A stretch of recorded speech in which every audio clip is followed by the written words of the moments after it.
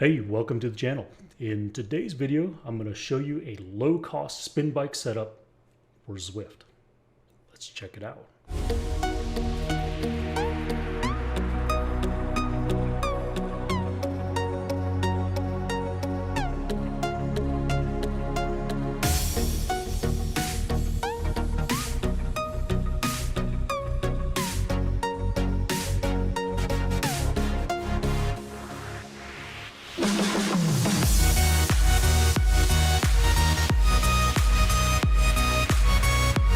Alright, before I head over to the gym and go through this setup, I want to talk a little bit about this sensor that I purchased on Amazon.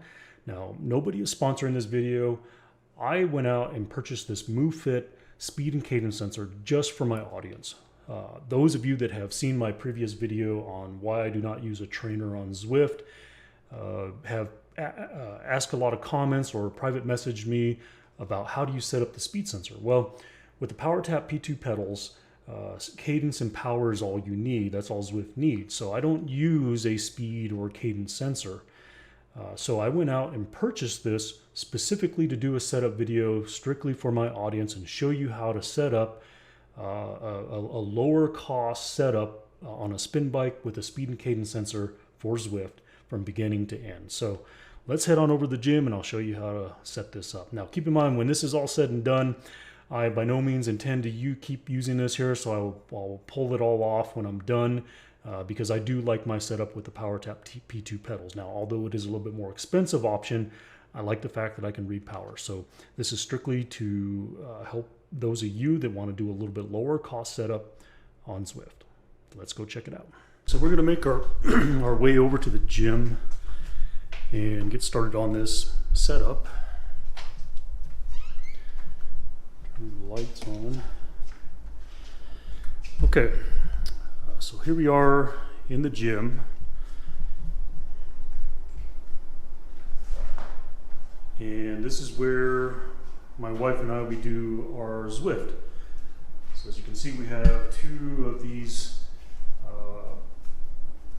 Sunny Health and Fitness spin bikes, and so we both Zwift on these, and we do it the same way. So now, before I get too far into this video here, let me just talk a little bit about the setups that I have here, okay?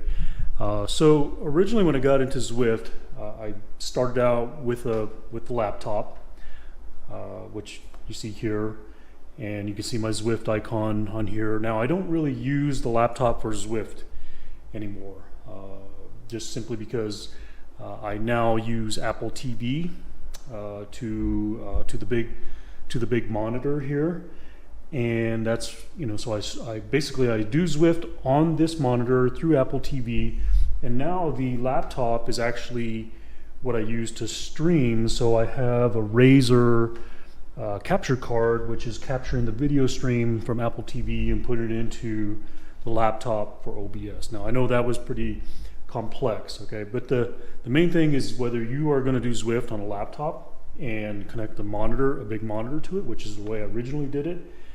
So when you do that, you need an antenna. So depending on what type of devices you use, now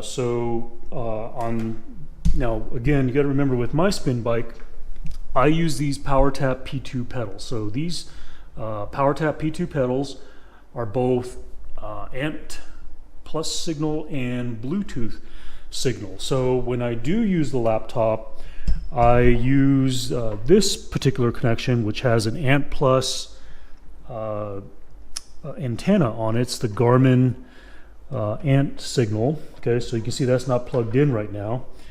But when we go further into the setup and you use any kind of Bluetooth device, then I do have a Bluetooth dongle, which I'll leave the link in the description to that. So just in case you do need to use your laptop. Now it's recommended that you use a Bluetooth dongle and not use the built-in Bluetooth on any sort of computer or laptop. Now why that is, I think it is because it doesn't actually work, so they actually recommend this. And then plus, with the additional length of a good 3.0 cable, you can kind of run the antenna, you know, close to, you know, underneath the mat, and devices will connect to it much much better than trying to use the antenna in the laptop. Okay, so when I go over this setup today, I'm actually going to connect everything through the Bluetooth on Apple TV. Okay, so I will not be doing a setup on the laptop.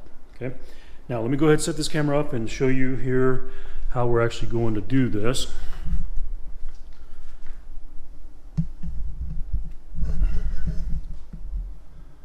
I think you can see everything from there. So again, keep in mind, I use these PowerTap Bluetooth and Ant Plus pedals. It's both left and right power, and it also gives cadence to Zwift. So I'm not going to remove these. I'm just going to simply show you the new devices and how we're going to set that up. Okay, so here we are. I got the MOOFIT, Bluetooth, cadence, and speed sensor. So I'm going to install these, and then we're going to go ahead and set it up and see how this is going to work. So I'm going to show you how I would do it if I had one of these spin bikes so that you can try it out.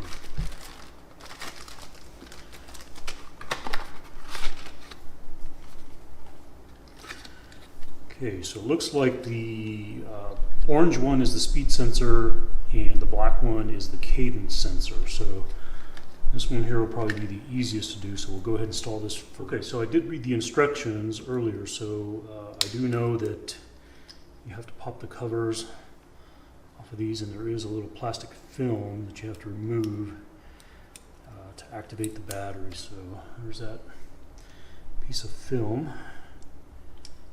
I'll go ahead and put this back in.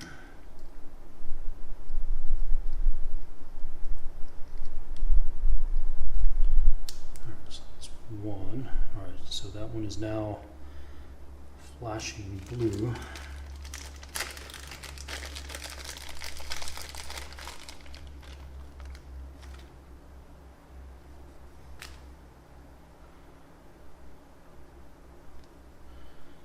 So I just took this rubber pad out and I'm going to put it behind it here. And more than likely I'm going to mount it. Probably mount it on the inside on this here. See how that works. Find the right size O-ring here.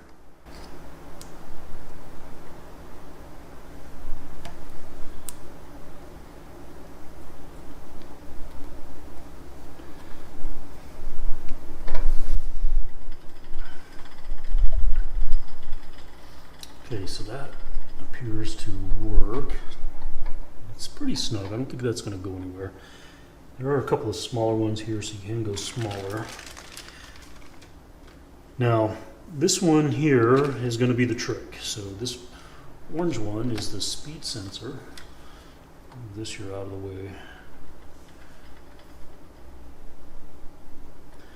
So what I'm going to do, because you have to get this here as close to the middle of the hub as possible. So what I'm actually going to do, I have some 3M strips from different jobs that I've done before. So what I'm going to actually do is 3M this right to here, and I'm actually going to put it on this side right here so that I can actually get access to this battery cover. So let me go ahead and remove the paper strip out of here first.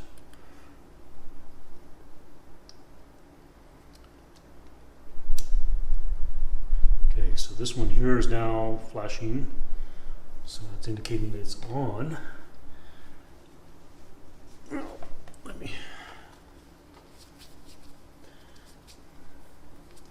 Now keep in mind, I am not going to leave these on. So one thing I would recommend, is if you're going to do this proper installation, everything, I would get some alcohol wipe and wipe this here. So for now, I'm just going to do this. I'm going to put this right inside here as close as possible.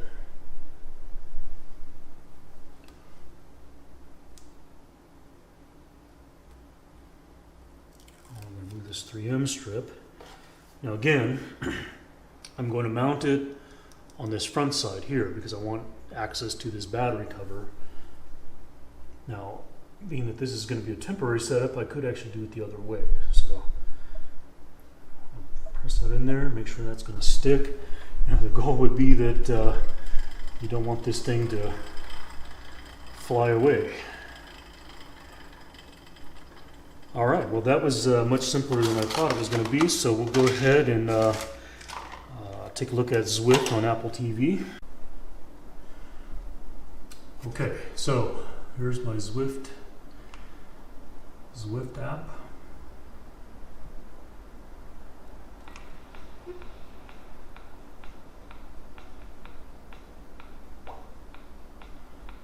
Okay, so now, normally I go into power source. Now it automatically tried to connect on that, so let me see if I can get it to go back.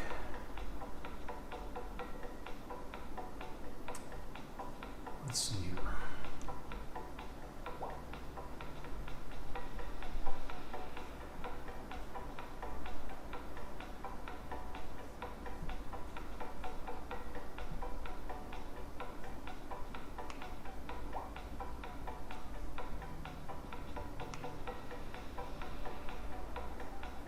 Okay, so here we go. Got it. Now, as you saw just a second ago, since I normally use these power tap pedals, it automatically connected to power source because that's how I normally do Zwift. So, if you're doing a first-time setup, you would want to come over to this right-hand icon to which says speed sensor. I'm going to tap on that, and there are my two devices. So it looks, I'm going to take a guess that CS8S is the speed sensor and CS8C is the cadence sensor. So let's see here. So we're going to click on this one and we're going to choose not listed. There we go. Now I'm going to go to cadence here because that is still picking up my power tap pedals. Okay, so for this one here, we're going to select CS8C. Oops. Hang on a sec. That just kicked me out.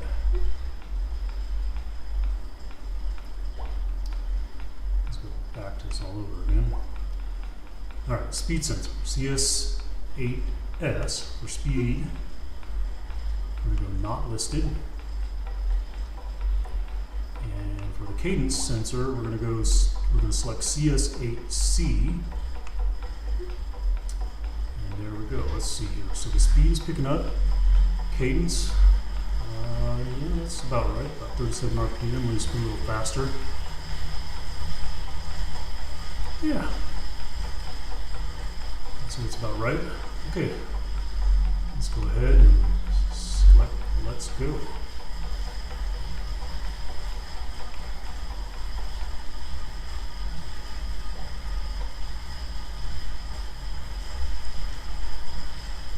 Now this is doing an estimated wattage based on the speed and cadence. Now I don't have heart rate strap on right now, so that's not picking up. You do, if you can, I do use the Wahoo Bluetooth sensor when I am on Zwift.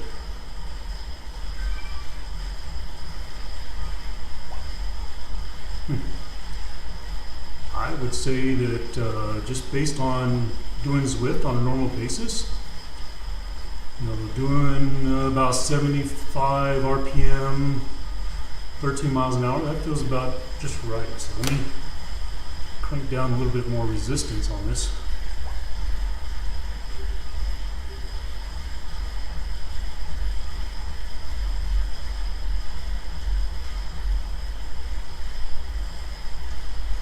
I would have to say, based on the amount of resistance that I put on this and the RPM that I'm doing, that the wattage does not feel right. But hey, I'm still moving in Zwift. I'm registering speed. I got RPM.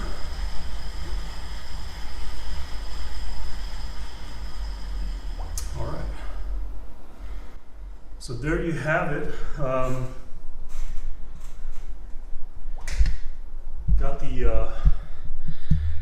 Yeah, I'm sweating a little bit. That was a little bit of a workout pushing on there. So there you have it. This is a little bit more affordable cost setup if you want to get on Zwift with a spin bike.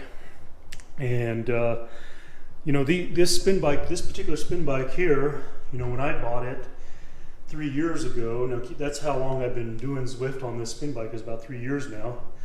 Granted, when I got it, this bike was only about $238. I just checked on Amazon. The chain drive bike is actually showing not in stock anymore, but it runs about $299, and the belt drive is in stock, which is showing about $330, which you know, would be a little bit quieter than this here. Although I don't have problems with the chain. I've only adjusted it one time, and I do keep it lubed, and I don't have any issues with noise or anything like that. So it's been a very durable, very good bike for me so far. But if you were to look at getting a belt drive bike, you're looking at about $330, and this speed and sensor, speed and cadence combo set, I got it as a set for $40 on Amazon. So you're looking to get on a spin bike about $350, which for me, I think that's a reasonable cost. You know, again, the advantage of this is you know, this here is always set up, always ready to go. I don't have to mount a bike to a trainer. And again, you got to remember, one reason why I went with this is because I have broken frames on a stationary trainer. And that's just simply because, again, the kind of part of the fun of Zwift for me is to actually do heavy sprints, you know, try to win some of the sprint jerseys and such. And so, you know, so it's not fun for me just to just ride. I have to go for those jerseys and sprint. So if you're just going to do everyday riding, by all means, use a trainer. I still use a trainer.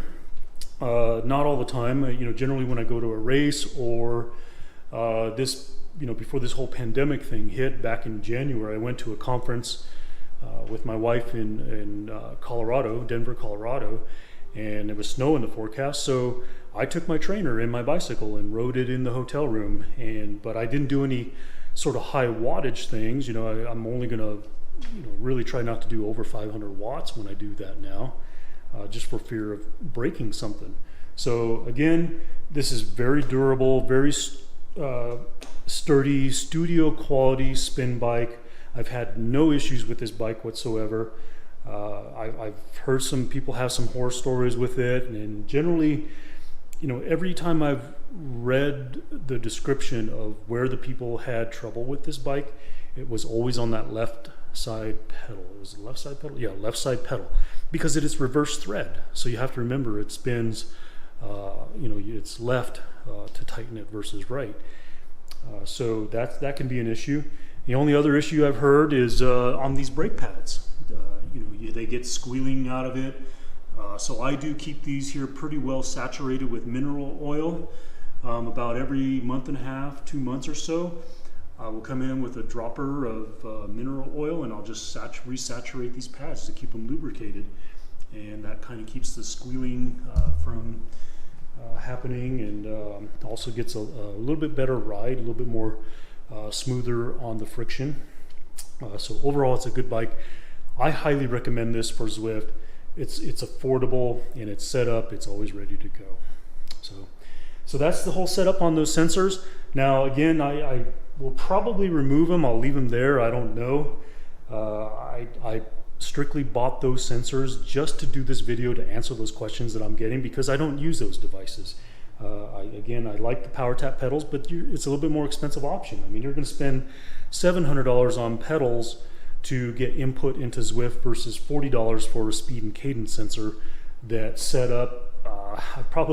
I was really expecting to shoot this video and it'd take like 45 minutes, an hour, and have trouble. Well, in all of 10 minutes, I got the speed and cadence sensor mounted and went through Apple TV and went through the setup, and with one minor flub, it was all set up and ready to go. So there you have it.